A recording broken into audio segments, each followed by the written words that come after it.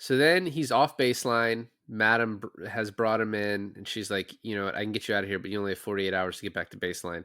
So he immediately goes home and has a threesome with his, with Joy and the You hooker. know what? If anything was going to bring me back to baseline, it would have been that. He just goes to the office. She's like, wow, I've never seen you more. You're so relaxed. Uh, Interlinked. Cells. I finally Watched. I finally Watched. I finally watched. I finally watched. I finally Watched.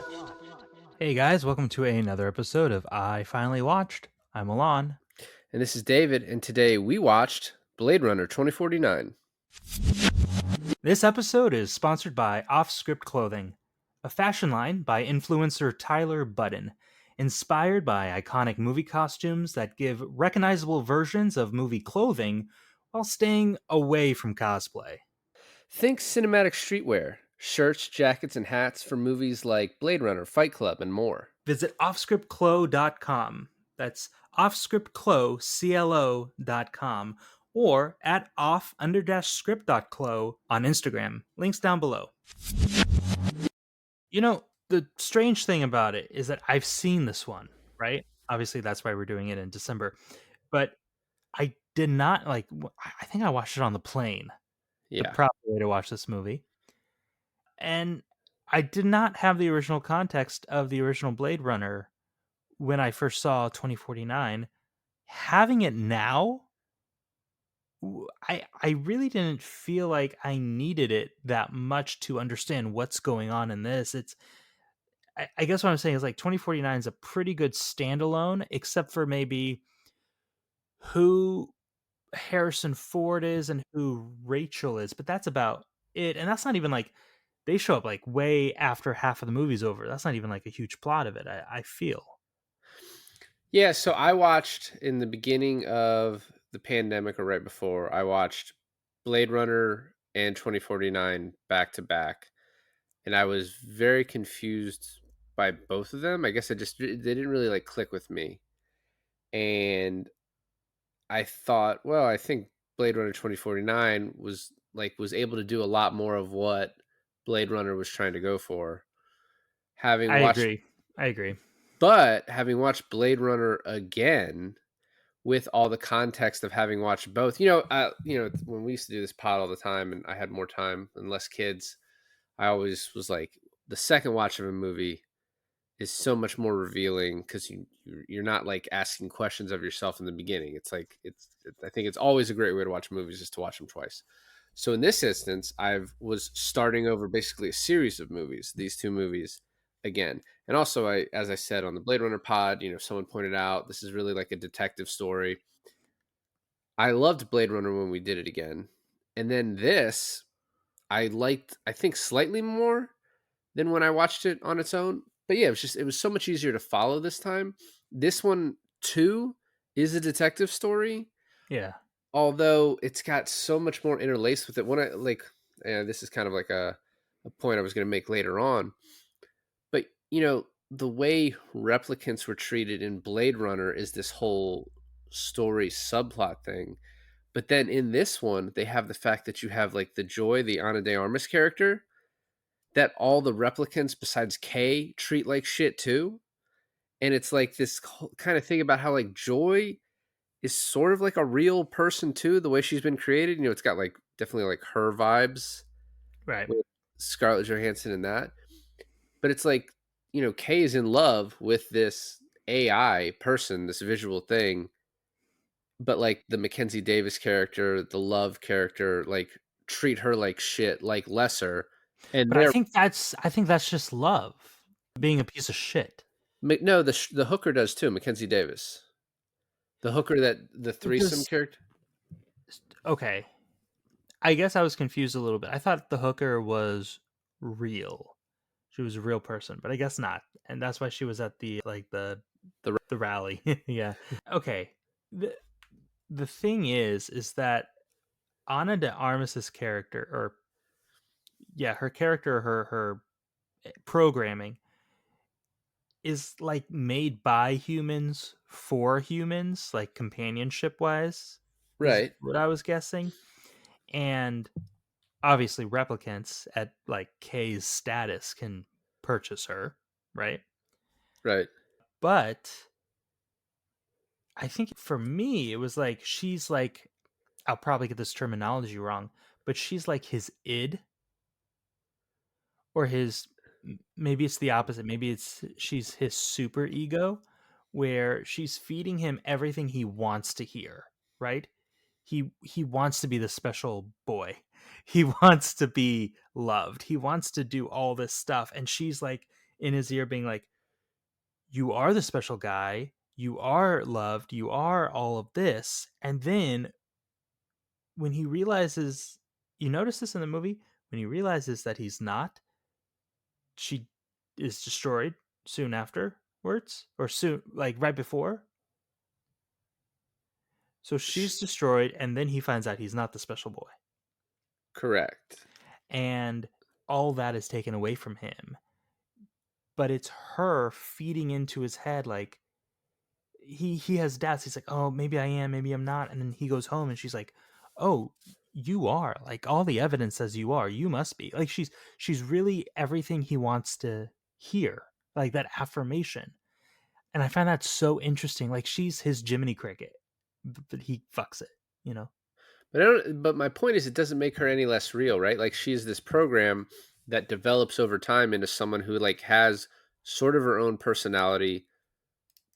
Until you realize, like, when he watches the billboard and like she calls him Joe and everything like that, it's like that's the name she gave him, but like that's what she calls all her Yeah, clients. but it's like a different voice. It's like a different looking person. Like the whole thing where she's like, I mean, I don't know unless you think like the program is just designed to love whoever, but like, he says, "Oh, I don't." She says, "You need to destroy me in this apartment and just put me on that stick so that they can't find you." And he's like, "Yeah, but then I might lose you." And she's like, "Yeah, like a real woman." Right? Yeah, but I think that is part of the programming, that she's designed to make whoever purchases her, or the program, feel like that. Okay, well then I guess we'll just disagree about this. But the idea that she's like talks about, yes, like a real woman, it shows that she has some agency in herself. Whether you want to believe it or not, that line isn't just a line. It's purposeful, right? Of her Well, saying that. for So sure, my but he so buys my into it so much. that's fine. But my point is, he feels that way about her. She acts that way. These replicants who want to feel like humans then treat this other thing like shit because they're like, that's not human, Right. but we No, I are. mean, yeah. No, it's definitely the thing that means the opposite of the thing that's happening. Okay. All right. The word escapes me right now. Contradictory. It's contradictory to oneself, obviously. But that's kind of like the whole movie, right? Because say that there is a replicant that's natural born, it's like a hierarchy. It's like humans are at the top, and then you have replicants, and then AI programming. But then, so a replicant born naturally is somewhere in between humans and a regular replicant. What I find funny too is that replicants are like they could have made robots, but no, they are breeding. It's almost like cloning, right? Like they're breeding human beings, so therefore they're what?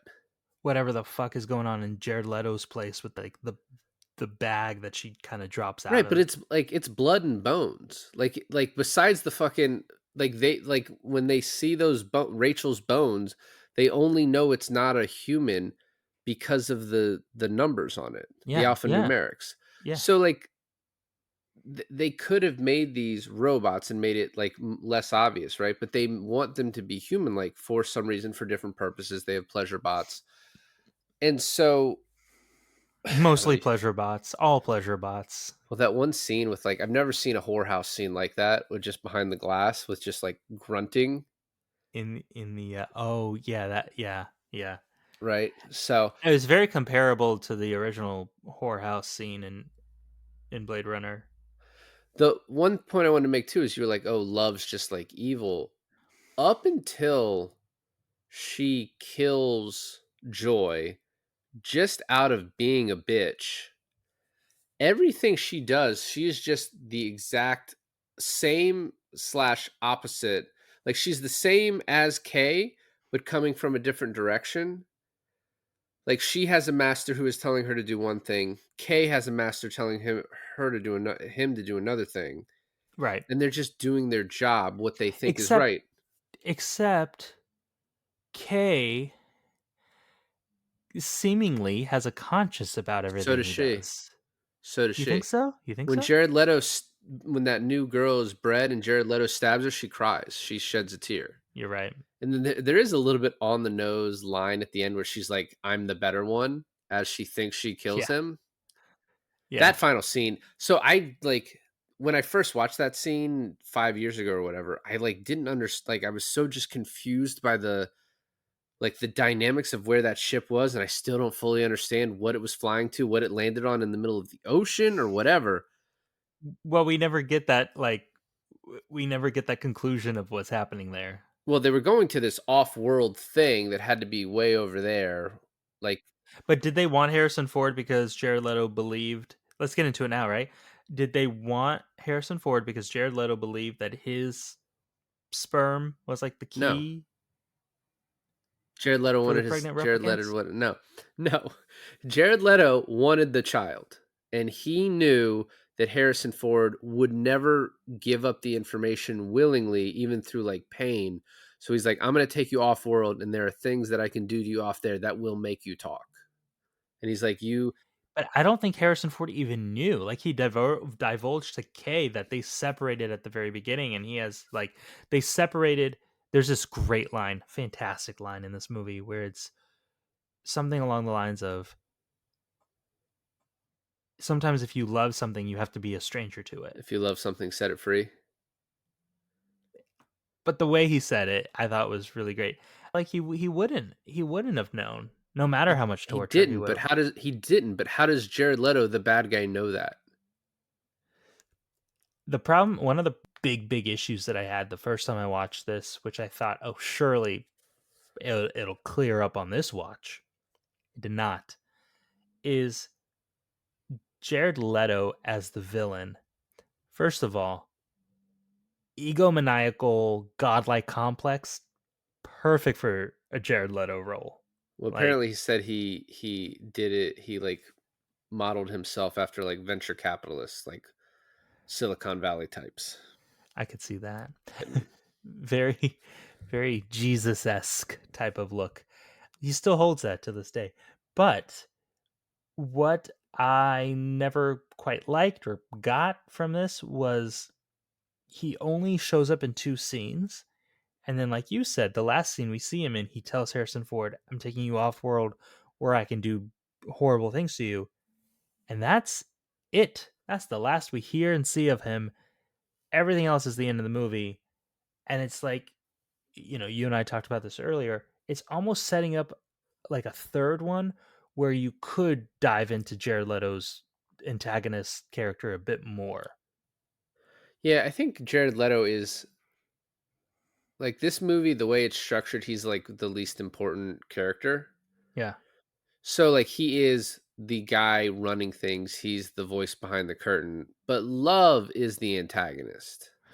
Because she is given the most to do. Correct.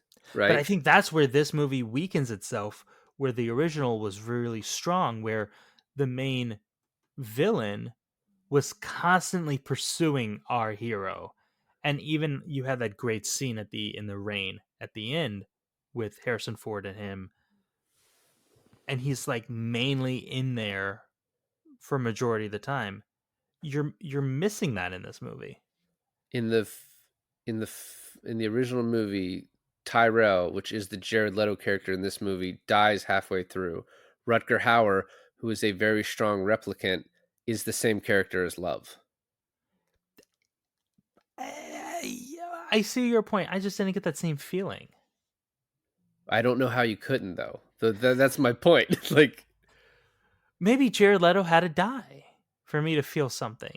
I know you have strong feelings on Jared Leto, and I'm sorry that you couldn't get that payoff. The alternate casting will be interesting for you, but let's move on from that part of it. So the opening scene with Batista is apparently how the original movie was supposed to open, which I think we've talked about previously just in real life. That was a scene that got cut from the original Blade Runner, like cut before they filmed it. Like a Blade Runner comes to a dude's house and like kills him. Yeah. Okay. Yes. Well, yeah, that is what happened in the scene. I think it's interesting. First of all, the opening explanation, like the Star Wars crawl, although it didn't crawl, is just very like didn't need it. What do you call it? A crawl when it's not a crawl? When it doesn't Opening crawl. credits?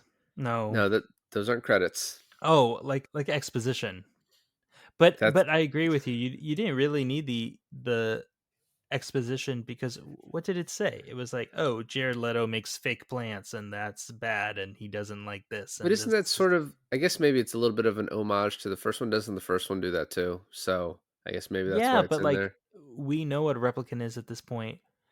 But they go into this thing where Jared Leto's character is like the production of like fake crops and I'm like, but why do we care about this? I don't know. So we have Gosling flying in.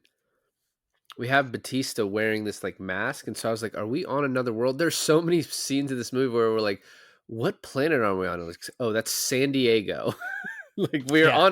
we Yeah. are in like the southern west of the United States the entire movie. California mostly with like one Las Vegas scene, but it looks like we could be, anywhere, right?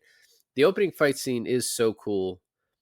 It is funny later on when what the character Frasier, I think her name is like, yeah, that's why Sapper let you kill him. It's like, of course, like, because like Batista obviously is huge. I mean, they're both replicants, so, but yeah, it makes sense that explanation at the end because it's like that guy's fucking ginormous, and they're both There's strong. this there's this great video where you can watch the behind the scenes of that scene on from a sound designer's point of view, making all the sounds.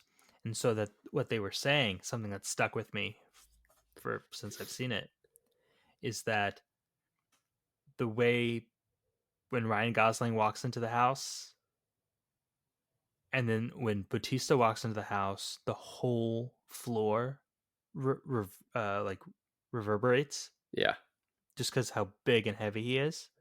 right. And so they had like work boots filled with concrete that were like constantly thrown against like wooden planks to signify every footstep he did. It's a very cool video. I suggest anyone who listens to this to check that out. It's like sound design, BTS, Blade Runner 2049. But the amount of like details that goes into making it sound different when Ryan Gosling walks through the house versus when Batista walks through the house, you get the size comparison on like Gosling is outmatched in this.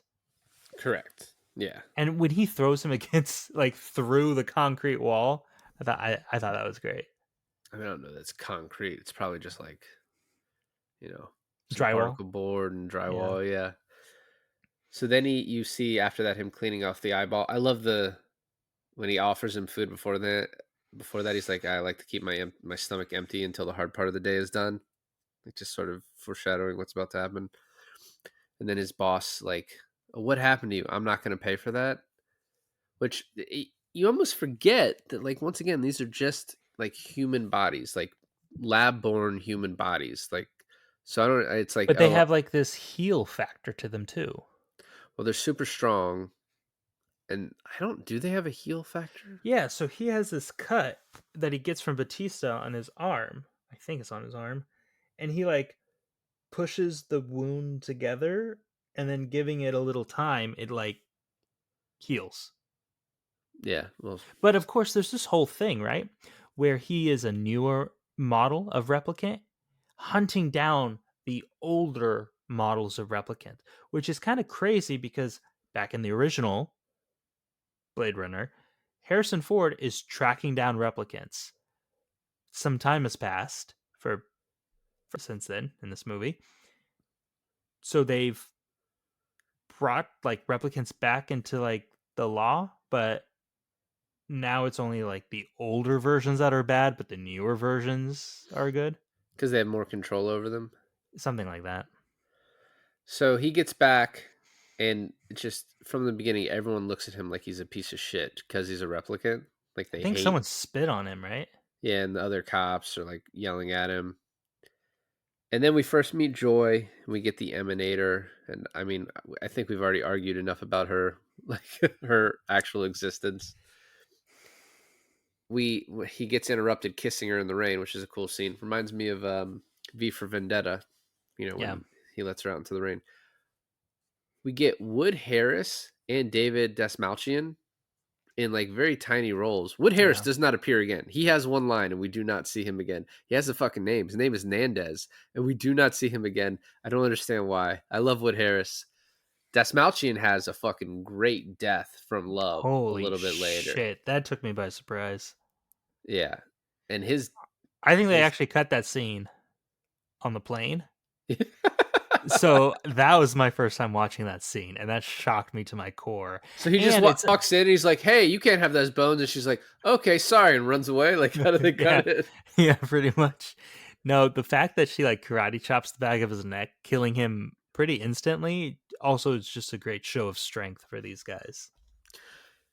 Robin Wright being just like the LA police chief, maybe at most, and deciding, yeah, we're getting rid of all the evidence of this birth is interesting. Like, why is she making that decision? The greater good. But why does she get to make that decision? Why does she not have someone above her? Like, just one line about like, yeah, the people above me. I've already talked to so and so, and But like, that's the thing. I don't think she's talked to anyone. well, I know, well, of course, yeah, that's the But- same movie I watched. But it's not like she's getting permission. It's like she already knows the consequences of something like this getting out. So she's just getting ahead of it. She's just being like a good Samaritan. The kindness of her heart. She has that scene with Gosling after they see that, this was a pregnant woman, and they find the numbering showing it was a replicant, and she's like, "I want you to take care of this and erase everything, even the child." And he's like, "I've never retired something born before." And she's like, "Why does that matter?" Yeah. And he's like, "Well, if it's born, it has a soul." And to her, she's just like, "No, it came from a replicant. It's not." She also says this great other. line where she's like, "You've been doing well without one." He's like, "Without one what?" And she's like, "A soul." This is another thing I wanted to bring up was Ryan Gosling's acting. Now, this is one of the first things I've seen him in, right? A long time ago. And Drive probably being before this, in his role where he's very stoic and calm, almost like I think he can get a reputation of not being a very good actor or not a very dynamic actor. When she says, "You've been getting along fine without a soul," his eyes read hurt, even though the entire rest of his body reads like whatever, like a Yeah. robot. You can see in his eyes like that comment from her hurt him. And I think that's where Ryan Gosling really like exceeds as an actor is he portrays a lot of emotion through his eyes. Back when I was younger, Ryan Gosling and Ryan Reynolds were kind of like blossoming, blowing up at the same time. And I think I considered both of them pretty like on par as actors. And to just see the divergent nature of their careers, Yeah. where one guy is like, "I want to make good movies," and one guy's like, "I want to make money, and I don't Right. care if I make dog shit." Right. It's pretty interesting. So what movies do you consider Gosling dog shit? Nice. Well, nice guys. Oh, wow. Joking. So after that, we meet Leto, who is in 2 scenes playing the weirdest fucking character. I think he's just playing himself. I know you want to keep saying that. That's fine. There are It's no. kind of true though. Like, I don't know. But you're right. He's playing a You're doing weirdo. a whole fucking like internet Twitter thing right now, where it's like, no, it's not true at all. Like, yeah, he's a little bit of a weird guy leading like a rock star lifestyle, and also maybe dabbles too much in the DMs of 20-year-olds or slightly younger than that. But no, I don't think he fucking sit. I was gonna say something and I decided not to. But yeah. That's good. Good for you. Let Just fucking Leto let James Gunn handle those just type of things. yeah, exactly. Just Leto lie. But no, this is a very weird fucking character. I mean, he sees himself as a god. I don't know that Leto sees himself as that. He probably sees himself as A Christ like figure. a rock god. I do like the line that he ends it on. He's like, I can't breed replicants. I've tried, which that's a creepy line coming from him. But then he said, Tyrell's final trick, procreation, then lost. Like, so he knows that all this has happened. We don't know how he knows. I mean, he knows because she stole the bones. Had she stole the bones? But the way he talked about it felt like he had always known. That's true. Yeah. I thought that's when she already stolen the bones and but then how did she know to steal the bones, right? Well, yeah, they must have been tracking like the police, I guess. Like they can get a hold of that information. But it's funny how you said that Love's motivation is the same as Kay's, right? They both are under a master. And both masters want the evidence of this gone. Yeah, but Leto wants the evidence because he wants to be the one to find the child, and so he doesn't want to be stopped. But he wants the child for like reproduction. Yeah, because he's like, we can Robin make. Wright just wants it all erased and killed. Yeah, which is like, what is her motivation? Because like, I don't know, you kind of see this as almost like a Running Man situation where it's like the industry of Tyrell, or in this case, Nyander Wallace, should be like in concert with like whatever government runs the U.S. or the world. But he's yeah, you're right. But he's corporate and she's government. Another way to look at it is that her mission as chief of police or whatever her title is to keep the peace, and she sees this getting out as not being able to do that. Yeah, but I also think that I think Leto's character would be fine with no one knowing except him and being able to figure out how they did it. But it's also like I, I I mean, this is an unanswered question of like, so is he just having replicants fuck all the time and none of them are getting pregnant? Rachel was like a special one. No, he Is he? fucks them. Yeah, well, obviously he does for sure, but I don't know if that was like procreation or just Which is for another thing that funsies. which is another like comparison you can make between Leto and Wright, where does Robin Wright have sex with Kay? For sure she does. For Because sure she does. there's like an underlying romance here.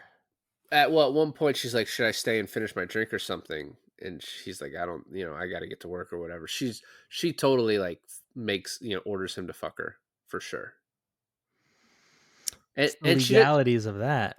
because they're not humans. They're seen as other. So it's like, it's not, But he's also like a really good cop. right. Yeah. So, I mean, she probably feels like she's rewarding him. Right. There's another thing about this being like a detective noir movie. There's this great scene. It's a moment that happens in the beginning of the movie. He's just finished offing Batista, right? He has the eyeball in his bag. Right. He's scanning it in. He's like on the phone to Robin Wright.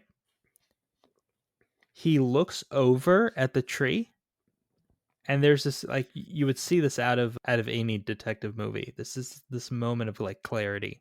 Happens a little soon in this, but that's fine. He notices the flowers on the ground, Right. which prompt for the dig team and finding the well, he goes back, right? He goes back to the tree later on and he finds the date. Yeah. Which causes the memory of the horse. And so the way all that leads to the orphanage, finding the horse, thinking it's his memory, going back to Ana de Armas saying, okay, but then who creates the memories, who implants the memories? which lead to the girl. Correct. I think all that is great. The only problem I have is when they're scanning the horse and the guy's like, it's real wood. It has a dose of radiation that can only come from a certain place. They scan that place and there's like life forms and it turns out to be bees. I was like, you're getting to a place where I feel like the plot is being convenient for convenience sake. No, because you have the Anna character who's like, yeah, I give memories to replicants. That's my job, which is a weird fucking job that she has, so that they know that they don't have like this real future or whatever, but like they can have these memories to hold on to, and like that scene where he's like, "Do you ever give real memories?" She's like, "No, you're not really supposed to." And then she looks at the memory, and you can see on her face, she's like, "Fuck, that's my memory. I gave him my memory." Like it makes sense that like they would also But give then him at that. that point, she has to know who he is. Why would she know who it is? She's giving memories to thousands or millions of replicants. So she's not going to say anything to him in that moment. And blow her cover? No. But so she knows she's a born replicant. Anna? Yeah. Yeah, I think. Right, though? Like, does she? I mean, maybe, but I don't really know that matters right there. Yeah, but it matters later on, and I still don't know the answer to that question. About whether she knows or not? Yeah. Yeah, I or mean, she she's definitely going to know after this conversation with Harrison Ford. For sure. But you're saying, but I mean, the point you were making earlier, she's like, she knows who Ryan Gosling is what I thought you were saying. But Because she no, recognized the memory of being hers. So wouldn't she wonder, like, how did this random get it? no, she gave it to him. She gives the memories. So no, she wouldn't wonder how. Her reaction was like, oh shit, I gave him this memory. And because now he's following this path, whether she knows that or not, but her reaction is, fuck, I gave him this memory. And What now would be he's the like, motivation of her giving him the memory? I don't know. She's like, it's just her job. And she's like, sometimes she gives fake ones and sometimes she gives real ones. What a big fucking coincidence that she's the one who gave him the memory that happens to be the one that he's looking for, makes him think that he's the one he's looking for. Why don't you say back what you just said in your own head and see if it made sense? Like You know what I mean. the fact that she gave the memory to the cop that is investigating her. Yeah. Yeah, but To that's make how. him think that he is now the person who he's trying to find. Yeah, I mean, movies are based on coincidences. That's how like movies work. It's kind of a big one. I guess. Yeah, but it's Unless also she once again the entire movie takes place in Los Angeles County, so it's not a big area. either you're like, how is this guy still having jurisdiction in this planet?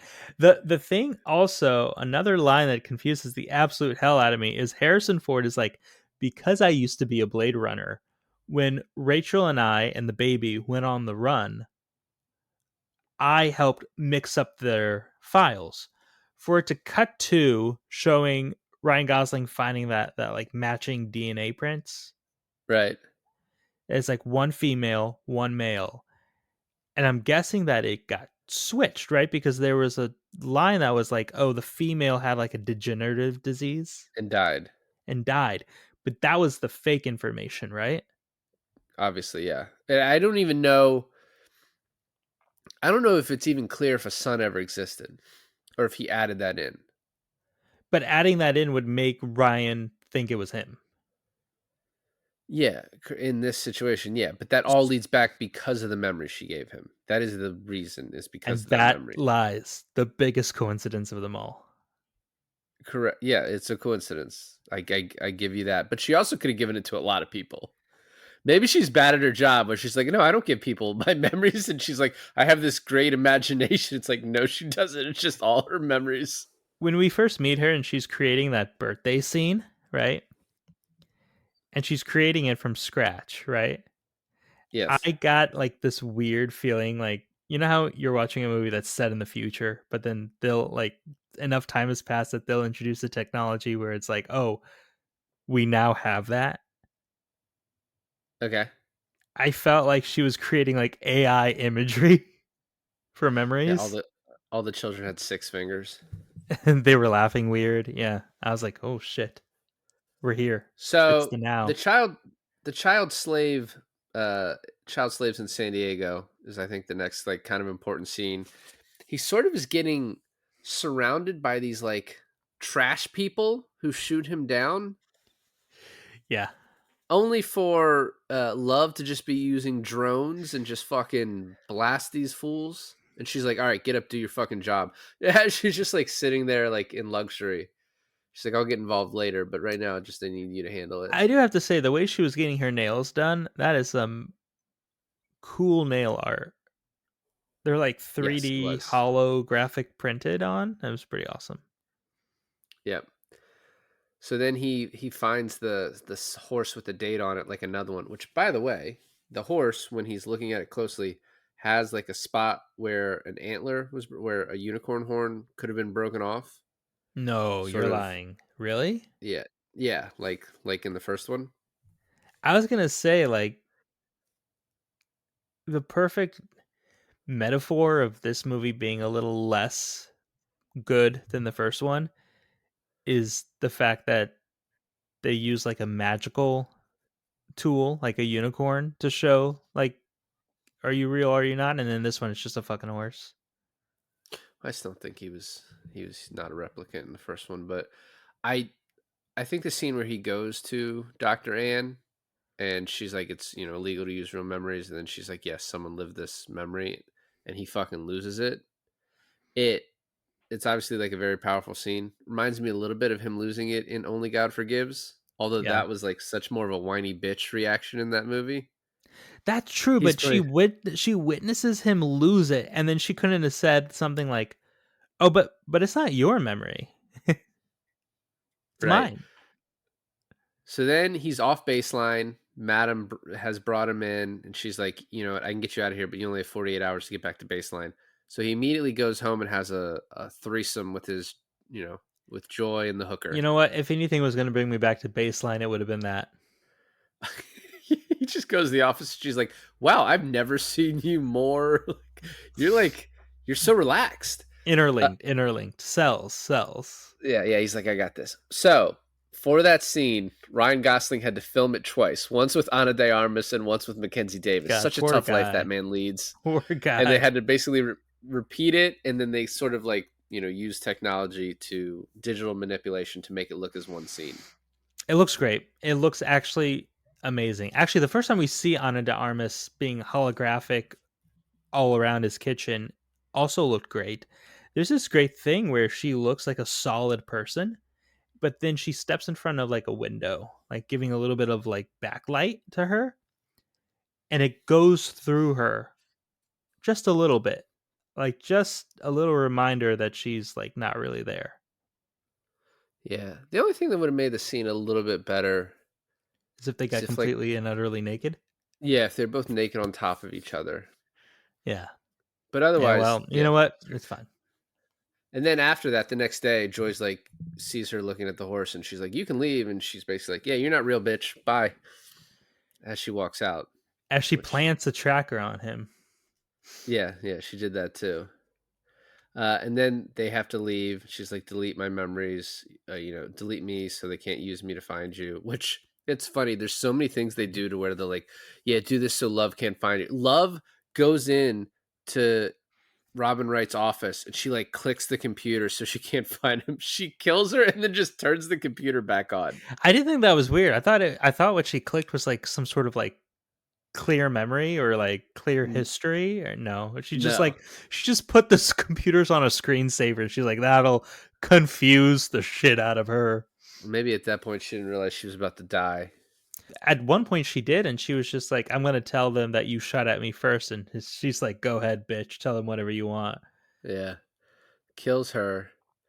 So then we go to Las Vegas, which is a very cool scene. So Sid Mead, who is a visual futurist, and his concepts were used for Blade Runner, the original, was brought back to like the design of Las Vegas, like what it would look like.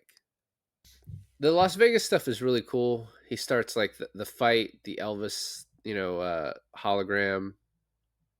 and then he just like he keeps punching him and punching him, and then he just gets tired. He's like, all right, maybe we should just not fight anymore. This is the big question, is that in the first movie, I know you're dead set on never thinking that Harrison Ford is a replicant. It is a question that they propose in the first movie, leaving it open-ended, kind of like the top from Inception, right? It is confirmed because of his age and everything like that there is no way he's a replicant. Well, the 4 years thing, but they also he could have been an older model that didn't have that issue.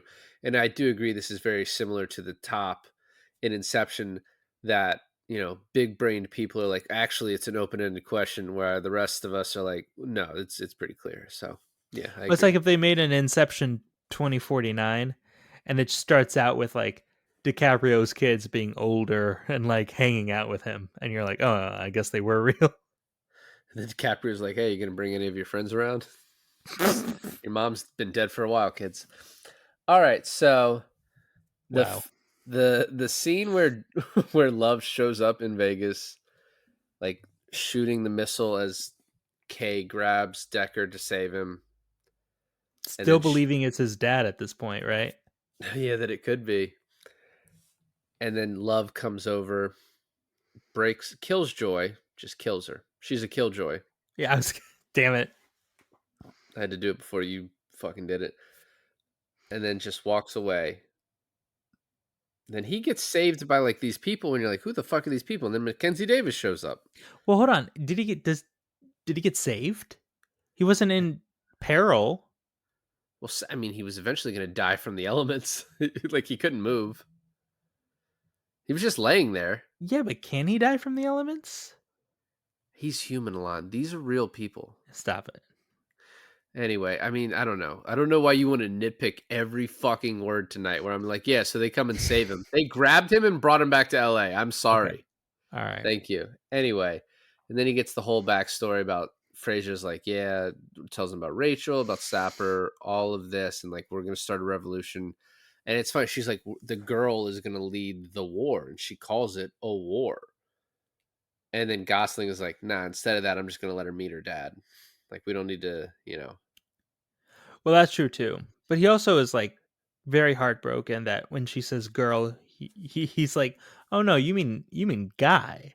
And she's like, I saw the baby get born. Yeah. Yeah. But, 2049, you don't know. You don't know what that baby is now. Well, that's true. They never predicted that. So anyway, yeah, that actually, the Frasier and the rest of those people give you that's a little bit of like Children of Men, where it's Very like, they're much like, so. Very much so. we need this child because this child is like the voice of the revolution. This is going to like, well, the people will need to see this. And Gosling's like, oh, I'm just going to let her meet her dad. Like, that's going to, I know the whole thing you want, but at the end of the day, this is like a father-daughter. So, but also they could get to that point after she meets her dad, right? yeah, I know, but I think him bringing Harrison Ford, because they told him to kill Harrison Ford. They're like, you need to kill him because Sapper died to save the secret. You need to do it too. And then me, Frasier, I know the best. I know what's best.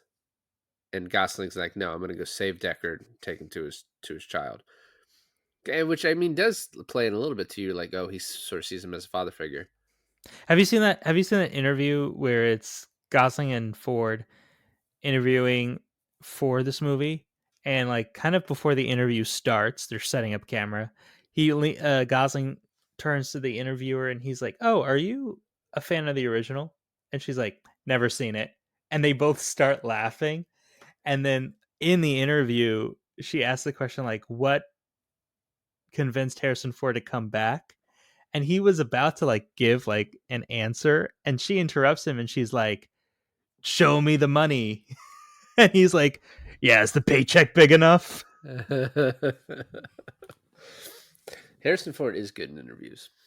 Yeah, that's true. Actually, I believe they got along. Him and the interviewer got along so well that he requested her as like the official interviewer for his entire like Paramount circuit. It was pretty cool. It is cool. So now Harrison Ford is in Leto's lair. Harrison Ford acts as if he's like, this is the creepiest, scariest dude like I've ever been around. Yeah. Which, not bad. And his whole plan is to bring in a fake Rachel, and he's like, yeah, those eyes aren't green. You know, Rachel had green eyes, so then Love just comes and shoots this replicant in the head. Apparently, a visual effects company worked for a full year on that scene to have Rachel appear as she did 35 years earlier. So, It was one of obviously, the first. It was one of the first things of de-aging at that time. no. So they had What? no. That's what I heard. Well, Sean Young is not in the movie. She doesn't appear. They have a stand-in actress, Lauren Peta, maybe, acted out the scene, and her appearance is changed through CGI to resemble Young. Rachel's voice was Yeah, but that provided by. is a form of de-aging, though. No, no, it's not. Just no. No, I don't like. No, I considered what you said for a second. I was like, no, it's not. No, I disagree. Have you seen Tron Legacy? Yeah, I saw it when it first came out. I have not watched it since. I'm not a big Tron guy. There's this scene in the very beginning where Jeff Bridges shows up and he's de-aged, and it's like one of the very first time that amount of de-aging is shown in a movie, and it looks really bad. I think maybe we thought it looked good then, but you looking back, it looks really bad. Then there's like other times where I think it works. There's like I think it was Kurt Russell in Guardians 2 where he was de-aged, and then Michael Douglas in Ant-Man when he was de-aged. And I feel like sometimes it's like a hit or miss thing. Like it's really works for the scene or it doesn't really work for the. Because at what point would you just like get a younger actor to play a younger version of this character, right? Well, so in Tron, I think it made sense to do it that way because, like, of the connection to the first movie. So if you just bring in a new guy that doesn't look like Jeff Bridges did in the first Tron, absolutely. If I'm remembering correctly, because I know we see Jeff Bridges in the Tron in the game or whatever, and Yeah. that's so cartoony and blue looking that it's like it doesn't even matter. In the first one. In the second one, No. In the second one, it's just him. I think we see him in the game too, Yeah, but just as him. as an Oh, old. you're no. As DH, as a younger version. Yeah. It looked weird then too. But But what I'm getting. but it's in the game, right? I mean, the worst one to me was The Irishman, which I didn't. I guess I never saw that. So didn't look terrible, but also looked terrible. But then why not just get a up and coming actor to play a young De Niro or Pesci? The best de-aging was just giving Joe Pesci like a full head of dark hair in Goodfellas and saying he was a 17-year-old. It's like what they did in Dexter, right? When they're like, "Oh, this is Dexter, like a man nearing his 40s. Let's show like a flashback," and it's just him with like a longer wig. But that's my favorite. That's good. No, but for this one, I think it actually really does work because it's supposed to be a little bit of that uncanny valley, especially like if you want to bring up the emotion of what Harrison Ford is feeling at the time.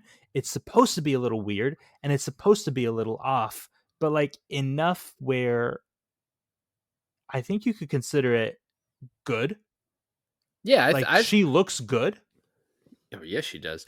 No, I think. But Well, and I think the fact of how much time he gave them to make it look good is also why it looks good, right? And we're at this point we're 8 years down the road, and I still think yes, it looks very good. no, exactly. But if you do want to nitpick it and say it looks a little off, that's okay too because it's also kind of supposed to.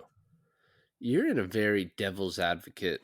No, I'm just saying for mood. this one thing, I'm doing, I'm balancing the line. I'm walking the rope. When anyone dies in this movie, I feel like it's very abrupt. Like him getting his neck, Robin Wright getting stabbed, her getting shot in the head. Like everything is just very primal. Yeah, I find that an interesting kind of take on this, It's a human experience. Mm. The final scene where he's like, all right, I'm going to take you off world and make you feel pain you've never known. That from there on, when he intercepts it. First of all, he sees the Joy Hollow, and I think it just makes him angrier, right? Like he leaves that meeting with the other replicants and is almost like, I don't even know what to do. And then he sees, I think it's one of the coolest scenes, like 50-foot naked Ana de Armas Yeah. bending down to him and be like, "What's up, Joe?" Is really cool. And Well, you get that meme, right, with like him with the beat yeah, up face and the lighting with the bandage across his nose, and it's like, I'm not like every other guy. I like, you may have had a different interpretation. I think seeing this like made him more angry, like at what he lost. Well, I think it's the scene that he realizes that when what's her face, the leader of the replicant rebellion, when she says there's nothing more human than to die for something worth fighting for, Yeah, when he sees Ana de Armas' giant hologram, he realizes he's lost what he everything. loves. Yeah, He's lost everything. He has nothing, no reason to live. So he's like, you know what? I'm gonna do the one thing that I know I need to do, and it's just fucking save the fucking day. You know? and he's like, you know, Deckard showed the ultimate love by giving up his child that he never got to meet. So Yeah. I'll reunite them. It's like Decker's not my dad. I'm not the special one. Lost my love. Got fucking beat up by a girl. I pretty much, don't, I got to use this one life to live, but I got to do it doing something for the greater good. What I love about at the very end, right before Harrison walks through the doors of the thing to meet his daughter, he turns to him. He's like, "Are you okay? Like, are you going to be okay?" And like, no, he's not. He's not. But he says, "I am," and I truly feel like he means it. Like, I'm about to die, but I'm actually like, I'm okay with it. You know? I mean, it's obviously purposely left open whether he dies or not. I You think think that so? I mean, I think some of us would feel that way, but like, I feel like real like people know that he dies. no, I mean, you just earlier pointed out that they have fast healing powers. So, He dies. okay, cool. Yeah, that's She good. Love stabs him and then like twists the knife, runs it up his like spleen and shit and whatever. Like he's bleeding out pretty bad. And then first of all, we're in this final battle. This is such a fucking cool battle. Like them fighting in the water on this whatever platform that is. Him coming in like a shark and grabbing her. That's the And LA River. yeah. Yeah. It's a lot of rain recently. And then picking her up and holding her and then putting her down below the water and her view above the water, just him in like a shadowy figure until he kills her. So, a little bit of alternate casting. David Bowie was the first choice for the role of Nander Wallace. He passed 6 months before they started shooting. Jared Leto Oh, was when you said he passed, I thought like the money wasn't good enough for him. yeah. No, he died. Jared Leto was in Dallas Buyers Club. The director of that is friends with Denis Villeneuve, and he recommended him for this. A couple other options were Gary Oldman and Ed Harris. Obviously, would have been fantastic. I think in that role. I think Gary Oldman is the one I would want. But Okay. also just the character from The Fifth Element. Well, I would want Ed Harris, but from the Truman Show. So Oh, that's good too. Yeah. Emily Blunt was considered for a role, don't know which, but declined due to her pregnancy. So I mean, the hooker, Joy, or Love, right? Would have to be Yeah. it. I think the Yeah. hooker makes the most sense. Or Love. The hooker played the newest Terminator in that like Terminator Her movie. name is Mackenzie Davis. And if you look at her in the Terminator movie, she's like fucking military, right? Yeah. And then she plays this, which is different. But I feel like if she has like that sort of look for Love, that could work too. And the reason I say this is you say Emily Blunt could play a prostitute.